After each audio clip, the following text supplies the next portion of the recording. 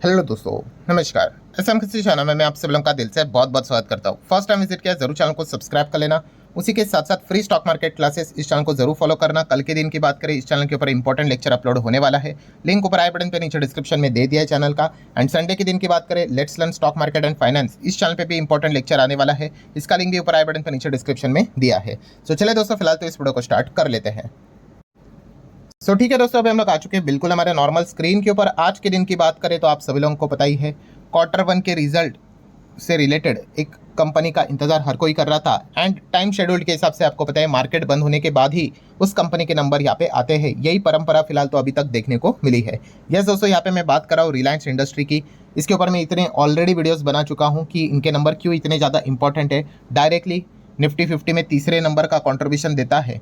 And indirectly index wise अगर देखा गया, oil gas and consumable fuels, उसमें ये नंबर वन कंट्रीब्यूशन देता है।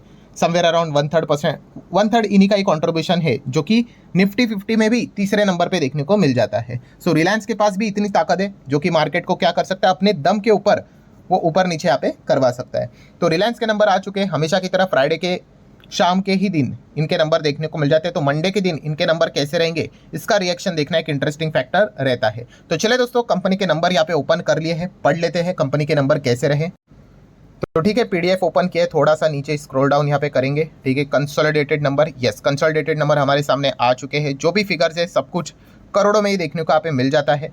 सबसे पहले हम लोग क्या करेंगे, सीक्वेंस देख लेंगे। हमारा ही सीक्वेंस है क्या, जून 6, मार्च 3 एंड जून। ठीक है, 636 बराबर एकदम सीक्वेंस, कोई दिक्कत की बात नहीं। स्टार्ट करेंगे सबसे पहले, अगर हम लोग यहाँ पे टोटल इनकम की बात कर ले। ठीक है, तो टोटल इनकम में अगर हम लोग ऊपर ऊपर से देखें सबसे पहले, तो यस यहाँ पे एक अदर इनकम आप चेक कर सकते हो दोस्तों।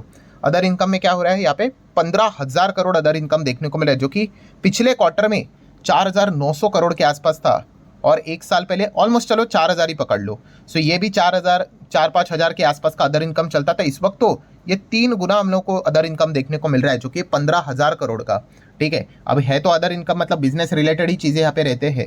ठीक है, एक्सेप्शनल तो यहाँ पे है नहीं, एक्सेप्शनल डिफरेंट पार्ट होता है, अदर डिफरेंट पार्ट होता है। बट यस, इसी अदर इनकम के शुरुआत का ही इतना बड़ा डेटा देखकर एक अनुमान लग जाता है दोस्तों कि शायद से यह अदर इनकम वाला पार्ट, इनके नंबर्स जो बॉटम लाइन रहता है, प्रॉफिट रहता है, अर्निंग्स रहते हैं, ईपीएस रहता है, वो शायद से बेटर दिखा दे। ठीक है, क्योंकि 3 गुना हम लोगों को यही से जंप देखने को मिल रही है। तो चलिए चेक कर लेते हैं क्या हकीकत में वैसी चीज़ें। टोटल इनकम कितना है, 263, मतलब 2,63,779 करोड़ के आसपास का टोटल इनकम देखने को मिल रहा है, जो कि 3 महीने पहले था 269,478 एंड एक साल पहले था 240,200। तो ठीक है, अदर इनकम जोड़कर भी टोटल इनकम सिमिलर वे ही हम लोग को देखने को मिल रहा है। इन शॉर्ट, क्वार्टरली तो थोड़ा सा डाउन भी देखने को मिल रहा है, ईयरली ठीक है जो जंप हम लोग को यहाँ पे दिखा रहा है। ठीक है, ये तो टोटल इनकम की बात हो गई भाई। इतना कमाने के लिए रिलायंस के खर्चे भी उतने ही हाथी जितने बड़े होते हैं। तो टोटल एक्सपेंसेस कितने, 2,26,633 करोड़। लास्ट टाइम 2,40,375 करोड़, और एक साल पहले 2,16,966 crore. So income minus expenditure, obviously अभी यहाँ पे प्रॉफिट लॉस क्या ही लिखे भाई, प्रॉफिट में ही रहती है रिलायंस इंडस्ट्री, प्रॉफिट कम ज़्यादा होता है। एंड ये कौन सा प्रॉफिट है, जिसको हम लोग कहते हैं एनपीबीटी, बिफोर टैक्स देने के पहले का प्रॉफिट हम लोग को देखने को यहाँ पे मिल रहा है। कितना है ये, 37,146। ठीक है, मैं जितना सर्कल कर रहा हूँ वहाँ पे ध्यान देना, इधर उधर मत देखना।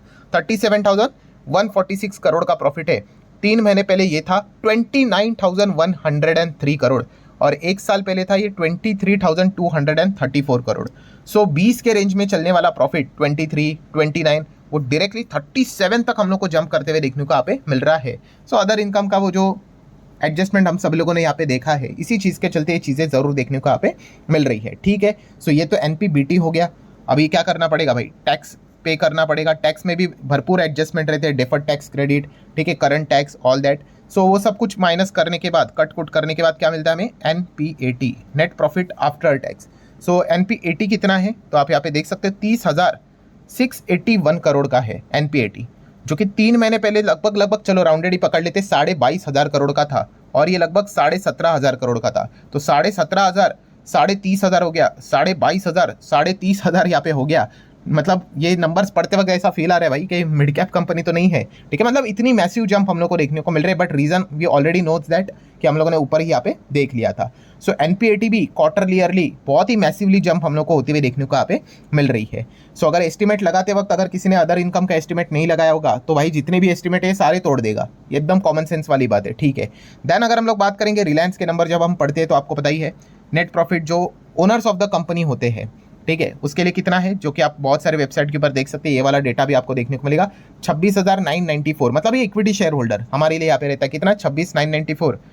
लास्ट टाइम कितना था 19.5 आप कह सकते हैं, और उसके पहले 15,000। सो 15,000 का आप देख सकते हो ऑलमोस्ट 27 है, 19.5 का ऑलमोस्ट 27 है।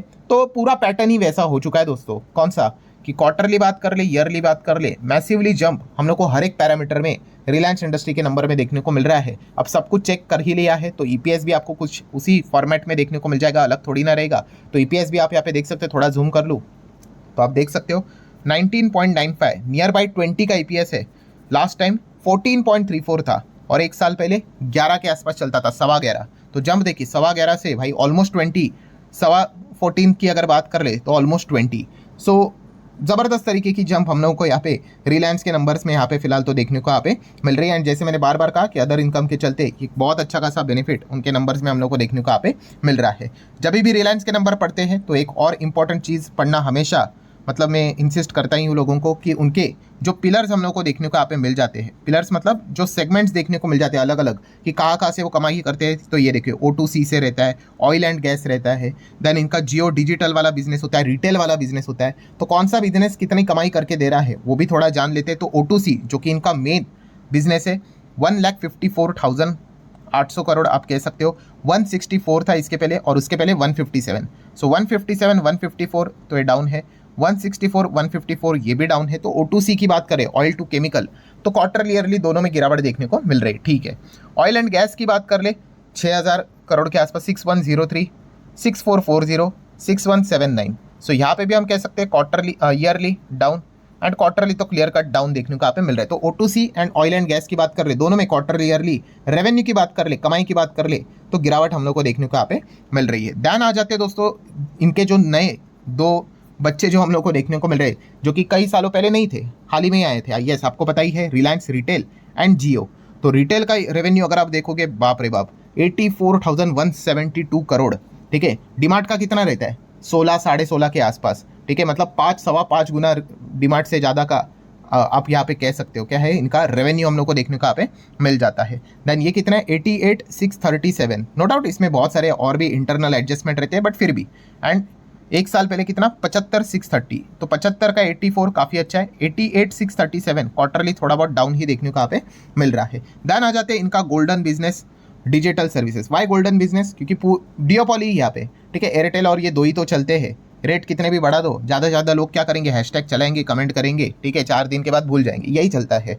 सो आप यहाँ पे देख सकते हो डिजिटल सर्विसेज कितना है 41,949 करोड़, ये हमेशा जंप में रहता है। ये देखिए 48,601 से 41,949 एंड ये 35,470 से 41,949। सो यस, डिजिटल सर्विसेज जियो की बात कर ले तो जियो दंदनादन बहुत अच्छी तरीके से चल रहा है क्वार्टरली ईयरली बात करें तो। एंड बाकी अदर बिजनेस आप देख सकते हो 18.5, देन 19,920, मतलब 20 के करीब एंड 12 के करीब। सो ठीक है, मतलब जितने भी सेगमेंट वाइज भी परफॉर्मेंस अगर हम लोग देखें तो डिजिटल सर्विसेज ने ही इंप्रेस किया है। रिटेल ने हम कह सकते हैं क्वार्टरली थोड़ा डाउन है, ईयरली ठीक है। बाकी O2C ऑयल एंड गैस इतना कुछ खास नहीं, ओके ओके परफॉर्मेंस दिखा रहे, इनफैक्ट वहाँ पे क्वार्टरली ईयरली तो गिरावट ही देखने को मिल रही है। सो ठीक है दोस्तों, ओवरऑल नंबर्स तो पढ़ लिए। अभी आप देख ही सकते हो यहाँ पे कि प्रॉफिट 39% का जंप होते हुए देखने को मिलेगा thanks to the other income. And आप देख सकते हो एस्टिमेट को भी बीट यहाँ पे कर रहा है। आप जितने भी आर्टिकल्स में चले जाओगे तो आप स्ट्रीट एस्टिमेट को बीट से रिलेटेड ही चीज़ें आपको यहाँ पे रीड करने को यहाँ पे मिल जाएगी।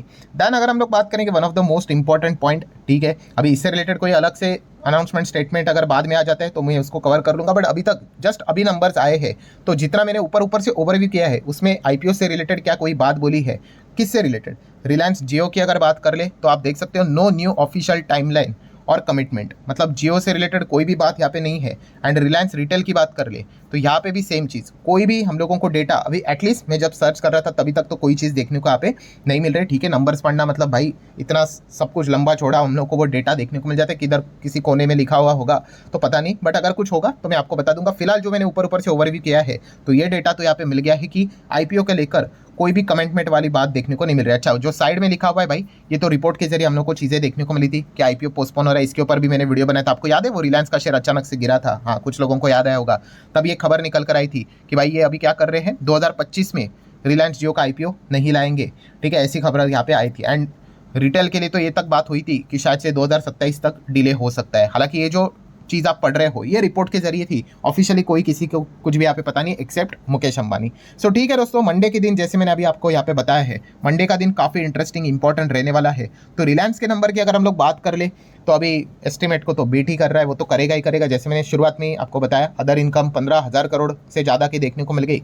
वहाँ से जितने भी पैरामीटर्स देख लिए हम लोगों ने, मतलब एनपीबीटी, एनपीएटी, ईपीएस, ठीक है, देन नेट प्रॉफिट एट्रीब्यूटेबल या फिर towards the owners of the company, ठीक है, इक्विटी शेयर होल्डर्स की बात कर ले, सब कुछ हम लोग को ठीक है देखने को यहाँ पे मिला है। सो लेट्स सी, देख लेते हैं मंडे के दिन क्या होता है। वैसे आपको ये नंबर कैसे लगे, आप चाहो तो अपनी राय भी कमेंट सेक्शन में यहाँ पे रख सकते हो। So that's it, thank you very much दोस्तों, we will be meeting next video, तब तक के लिए बाय बाय।